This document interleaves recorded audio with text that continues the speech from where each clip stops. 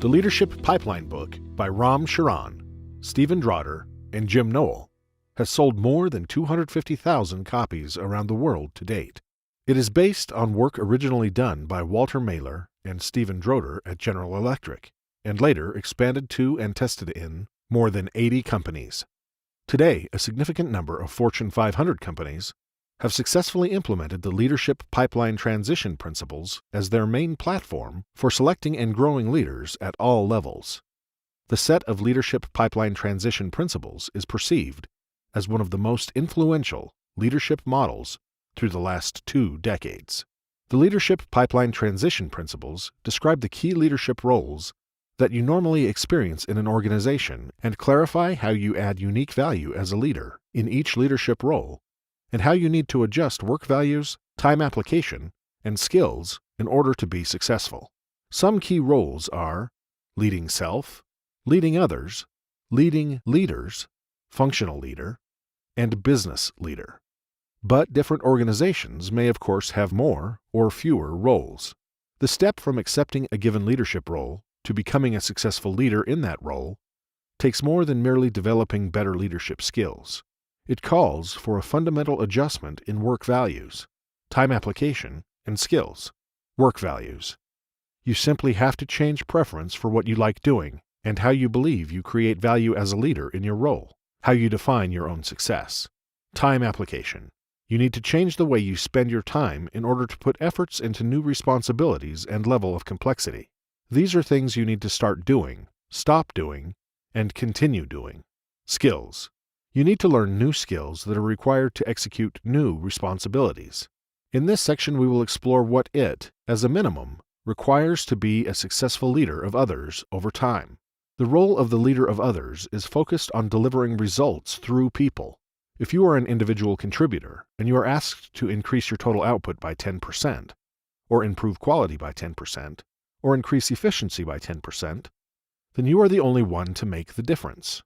If we exclude external factors, you can, as an individual contributor, essentially only increase your output by working either harder or smarter. If you, as a leader of others, have to improve your total output by 10%, the new situation, as compared to being an individual contributor, is that you equals the entire team and not just yourself. As a team leader, your performance is measured on the entire team's performance, and not just your personal contribution. Consequently, as a leader of others, you cannot improve your output at your position just by producing more yourself. You need the team to produce more. In the following example, the leader of others has 4 direct reports. Accordingly, the leader of others only represents 1/5, or 20% of the total team output. This means that even if the leader of others improved his or her personal output by 25%, the mathematical impact on the total team output would only be 5%. The point is that the real way for you, as a leader of others, to improve your overall team result is by supporting the individual contributors in improving their results. The role of a leader of others may seem natural and simple, but you can easily trip here. Leaders of others are often selected among the highest performing individual contributors and are thus inclined to continue the activities that made them successful in the past. Or they may overpower their new direct reports with their own expertise, either because they enjoy the work or because they are dissatisfied with how their less experienced direct reports handle the assignments. Some of the typical pitfalls as a leader of others are that they 1. Micromanage direct reports instead of delegating responsibility and authority. 2. Compete with own direct reports about knowing best. 3. Avoid tough conversations with direct reports on lack of performance. 4. Take direct ownership of direct reports' work rather than coaching direct reports on doing it themselves.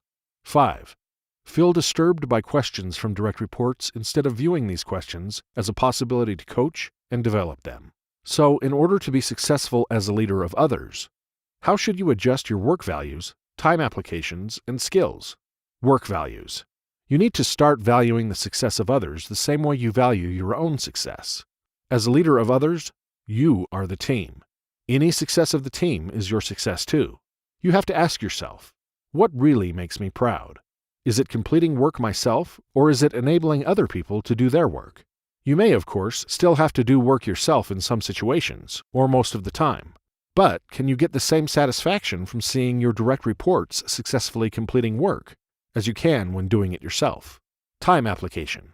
One role of a leader is to truly understand and appreciate the importance of making time available to leadership work. How much time you spend on leadership work will, of course, depend on how many direct reports you have. But in any case, you need to identify what you should stop doing, start doing, and continue doing in order to free up time for critical leadership work. You will often need to let go of earlier sources of success and find new ways to gain success. Many leaders of others have a hard time finding time for leadership work, such as developing direct reports, communicating success criteria for the job, building the team, and so on. It is always the last thing they do after all their individual contributor work is done. It is like if leadership work is something that comes as a layer on top of their job rather than being their job. Skills. Independent of your context, there are some fundamental leadership skills that you need to acquire. You need to be able to communicate success criteria and set goals that are realistic and meaningful. Your direct reports must have significant motivation for achieving their goals and a clear understanding of how they tie into overall goals for the organization. Furthermore, you must develop good skills in delegating.